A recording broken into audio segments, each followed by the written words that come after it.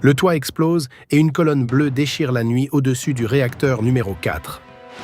Restez, car vous allez voir comment Moscou cache l'accident jusqu'à ce qu'un autre pays le démasque.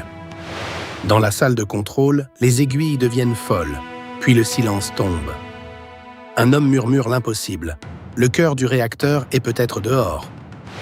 Il est 1h23, le 26 avril 1986, près de Pripyat, en Ukraine soviétique.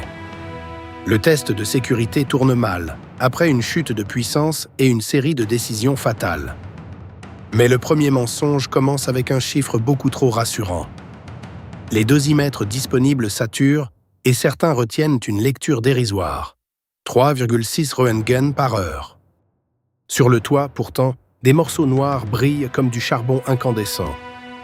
Ce graphite ne devrait jamais être visible, sauf si le réacteur est ouvert. Le mini-payoff est là. L'usine ne brûle pas. Elle vomit son cœur.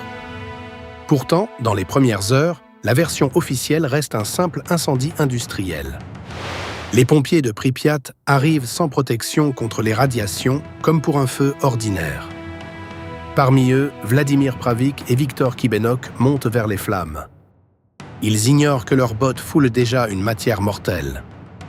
Et au sol, un autre ordre verrouille la ville avant même l'aube.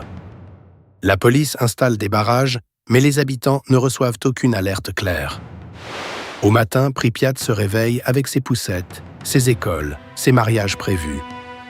Les enfants jouent dehors, sous une poussière invisible que personne ne leur explique. À l'hôpital, les premiers pompiers arrivent avec des nausées, des brûlures, un goût métallique. Mais ce que les médecins comprennent vite ne doit pas encore sortir. À Moscou, les informations remontent par fragments, filtrées par la peur des conséquences politiques. Sur place, Anatoly Dyatlov et d'autres responsables contestent encore l'idée d'un cœur détruit. Car admettre l'explosion du réacteur, c'est admettre l'impensable soviétique. Puis un témoin voit le gouffre depuis un point élevé, et le doute s'effondre.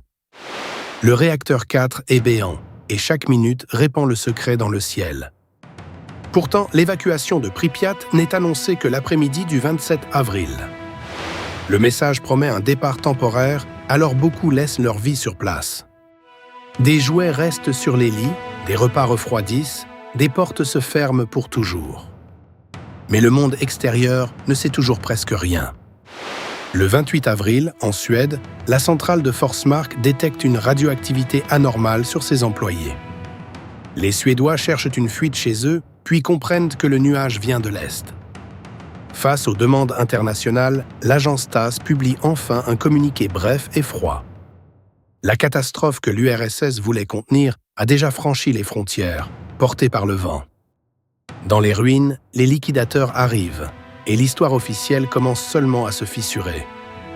Ces premières heures prouvent une chose glaçante. Le secret a voyagé moins vite que le poison.